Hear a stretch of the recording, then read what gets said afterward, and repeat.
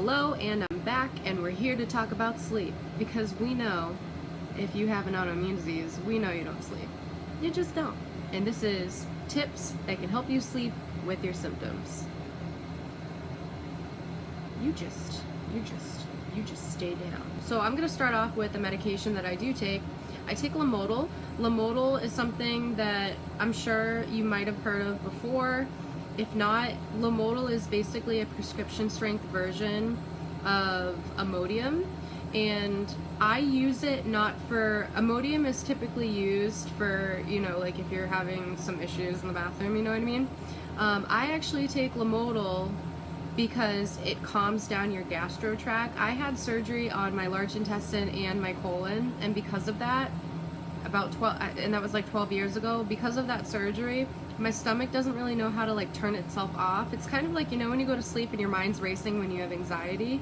That's what my gastro tract does. My gastro tract just like doesn't know how to turn off. It doesn't know that it's time to go to bed. And the Lomotil relaxes my body so that I can go to sleep, and like my body can go to, my gastro tract can go to sleep. I don't know how else to explain it. It's not like a sedative. I don't take a high amount of it that it creates a sedative neurologically. It's just something that calms my stomach so that it's not like gurgling and yeah. It works for me. I only take one pill. You can take up to 4 a day. You can take them throughout the day if you really need to, but I only take one at night. Sometimes I'll take 2 if I know I ate really late, or if I ate something that I know it's gonna irritate me. Like if I went out and had pizza, anything with tomato sauce, anything that's acidic, I will take 2. I always try to stop eating 2 hours ahead of time before I know I'm gonna go to sleep. This can be really hard, especially when you're like a nighttime snacker. I know that can be really hard, but you really need to try. You really need to try to stop eating at least 2 hours before you go to bed. If that means finding like a really nice beverage, like a tea that you enjoy drinking instead of eating food, you gotta try and find something, because you'll thank yourself knowing that you're going to bed and you're not trying to digest food. So beverages at night, you want to try to not drink any alcohol. I know that can be hard. Some people try to wind down with their wine at the end of the night. I totally get that. But I think you need to try and limit yourself that. Do not drink anything bubbly at night. No soda, no seltzer. That's going to create bloating, and it's going to make you really uncomfortable. So try not to drink anything like that. If you're into tea, which I'm not, talked about that in my previous video, try and get into teas maybe. Or I don't know. I drink water. I drink water with lemon all the time. So I don't know. Those are like the big 3. My medication and my eating and my drinking habits before I go to bed, those are very, very important. The rest of it is just additional things that you can do to help you. If you're feeling your acid reflux really starting to build up in you, I would take your medication in a liquid form, so Pepto-Bismol. I believe there's another version that's green, and it's called Miralax.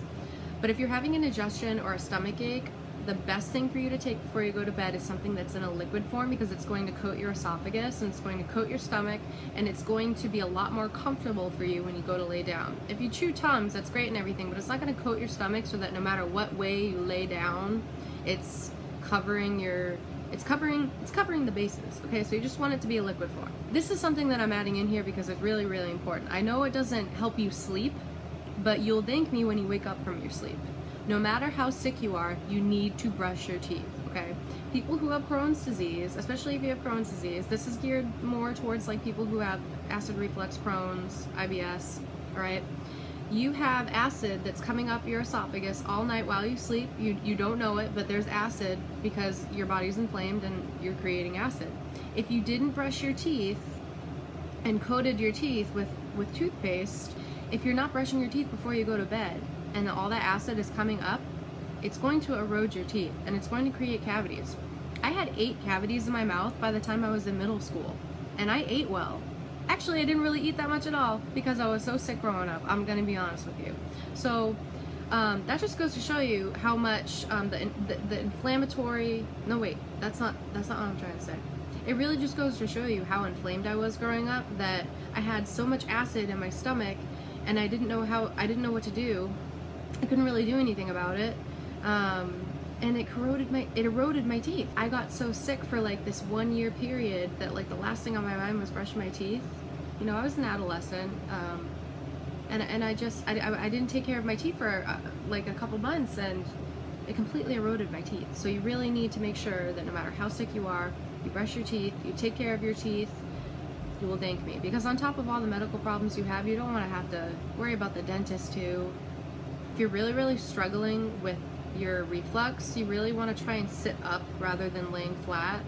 I know that that's not really that comfortable, but if you're really suffering with that, you might want to prop yourself up with a couple pillows. If you're having actual abdominal pain, they say laying on your left side is actually better for you. Actually, in general, I've done research on this. Laying on any side is beneficial for you when you're in pain. Laying on your back, not a good idea. Laying on your stomach, not a good idea. Lay on your sides if you're having abdominal pain. Based on my research, a lot of people swear by sleeping on their left side, or falling asleep at least on their left side when they're in pain or when they're uncomfortable, and that's because it's taking the pressure off of the organs that are on your right side of the body. Also, when you sleep on your left side, it helps increase the circulation. When you sleep on your right, I guess there's other benefits, but a lot of pregnant women swear by sleeping on their left side. It just alleviates certain pain and uncomfortability, and I always gravitate towards my left side. I just don't know, maybe it's something that I've instilled in myself, but whenever I'm not feeling well, I will lay on my left side. You should invest in a large body pillow. This is my big body pillow. It's fluffy.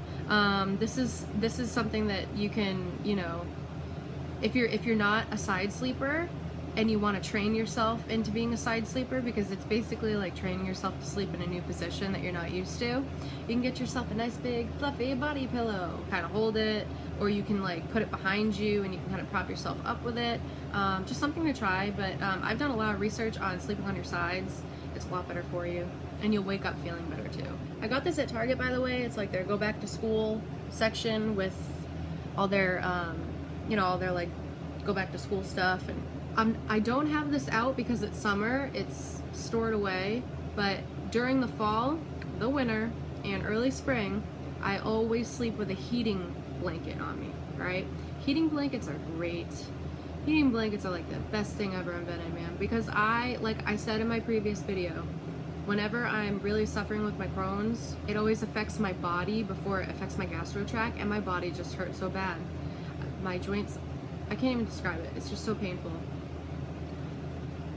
Sometimes I feel like I suffer more from arthritis than I do Crohn's disease, like the gastro part of it, but at night, whenever I'm feeling really sore and it's a cold time of the year, I just put the heating blanket on, and it makes me feel so much better. What I'll also do is I'll put the heating blanket on about a half hour before I get into bed, so when I get into the bed, it's nice and warm already, so that's really nice. You know, on top of taking maybe like some Tylenol, I'll just sleep with a heating blanket on me. During the summer, it's like a little different. During the winter, I feel like I sleep better during the winter and the fall because I like sleeping in like a warm, comfortable position. But during the summer, I'm always hot. Even with the AC on, I'm just not comfortable, like with the humidity and everything. I don't sleep well during the summer. Maybe that's why I just haven't been sleeping well. I just like to be warm and wrapped up. Is there anything wrong with that? I like fluffy, warm things. I just don't sleep well during the summer. It's just not my time of year. So definitely invest in a heating blanket, or a heating pad, or a heating cover. They have like these covers that go like underneath you. Amazing. So good for your joints. I'm gonna mention this. Some people think it's like a load of baloney, but I believe in it. I use essential oils. Now, I don't use essential oils like, oh my god, they make my day so much better and they make me alert and all these things. No. I use essential oils to help me sleep when I'm really stressed out. I don't like the smell of lavender in general, but when it's in the air, it does help me sleep better. So I use lavender to help me sleep, and this is only if I'm having a bad night or if I feel really anxious or if I'm in pain. I put a couple drops of this in a diffuser. The diffusers are like $20. You can get them anywhere. You can get them anywhere. You can get them in Target. But anyway, I use lavender. When I'm, sometimes I do this when I'm suffering from a really bad cold. I'll do peppermint, and that's actually really nice because it creates a very light, minty, I don't know, like a minty aroma in the room, and it helps me breathe, and it helps me open up my nasal passages. And also sometimes when I have really bad stomachache, I'll even use the peppermint because I feel like it's kind of like Pepto-Bismol, but like in the air. It's just nice. You don't have to get a diffuser. You can rub it on you like the way you would like a perfume, or you can put it, there's different points of your body that you can put essential oils on, like behind your neck, behind your kneecaps and things like that, but I prefer to just diffuse it. It's just easier that way, and it lasts longer. And it also, I have a diffuser that goes off after 4 hours so that I don't have to like worry that it's like still on and I forgot about it. It goes off after 4 hours. It's great. I forget everything. It's great for people who forget everything. Sometimes you wake up in the middle of the night and it's bad. Like it's really bad. You're in a lot of pain. You know, I mean, I think everybody can relate to this. If I'm irritated in a sense that it is more where my surgery was, which was my colon and my intestines, I will use something internally, or I will use something topically to treat the actual, like the actual inflammation, like where it is. I will insert it, and that I only do when I'm in a lot of pain, and it's something that goes right where it should be. And that's just something that I use when I really, really need it. Another thing that I keep on me for emergencies only is a prescription strength nausea medication. It's the kind of medication that you get in the hospital that dissolves under your tongue, that you can take without food. It pretty much works immediately. This is something that I take when I wake up and like something's wrong and I don't want to get sick, because I don't want anything bad to happen if I get sick, and I tend to get sick and faint. I faint a lot whenever I'm really, really sick, or if I'm really, really anxious because I'm sick. So I always carry migraine medications with me and nausea medications with me for emergencies only, so that I don't faint, because every time I faint, I hit something. Like I whack my head on something, or I fall down something. I mean, I'm like an accident waiting to happen. So that's just me. Prescription strength nausea medications. Wouldn't hurt to ask your doctor about those if you do have really bad nausea spells. They'll only give you a handful of them because they are considered a constant. Is that the word? A constant drug? No, that's not it. A controlled drug? A constant? I don't know. They'll only give you a handful of them. You take them and a half hour later you already feel better, and you feel like you're not going to panic, and like you don't have to like run to the hospital. Because what usually happens is when you have a gastro disorder, if you vomit, you can't stop vomiting, and if you can't stop vomiting, then you become extremely dehydrated, and it can get very dangerous very, very fast. So I know myself. I know that I will vomit and then faint, and I can't let that happen, and I can't risk that. I can't risk getting that sick because I work full time. So if I have a really bad night, I will take a prescription strength nausea med, and I will try and make it through the night, and hopefully in the morning I will feel better. If I really can't sleep, I will take ZzzQuil. I have the tablet versions of ZzzQuil. It's basically NyQuil, but it's just meant for sleep. It's probably the same exact thing, just in a different bottle. Let's be real. It's probably the same exact thing. It's basically NyQuil, but they just put a Z in front of it. But I'll take that if it's a really bad night and it's like 2 a.m. I can't sleep. I know I need to get at least 5 hours of sleep or something like that. I will take ZzzQuil. If I'm desperate, I will take it. But I don't take it every night. I'm a minimalist. I try to stay away from taking things nightly unless I really, really need it. The only thing that I take every night is Lamodal. And that's because I've tried to wean myself off of Lamodal and I can't do it. Wow, this lighting is really cool. It makes me look like a goddess. The lighting is an indication that I need to end this video soon. So I hope you sleep a little bit better tonight with some of this information. By the way, if you have some of your own tips that you'd like to share, please leave them in the comments down below. I'd love to read some new ideas, or like try some new suggestions, and I'm sure other people would too.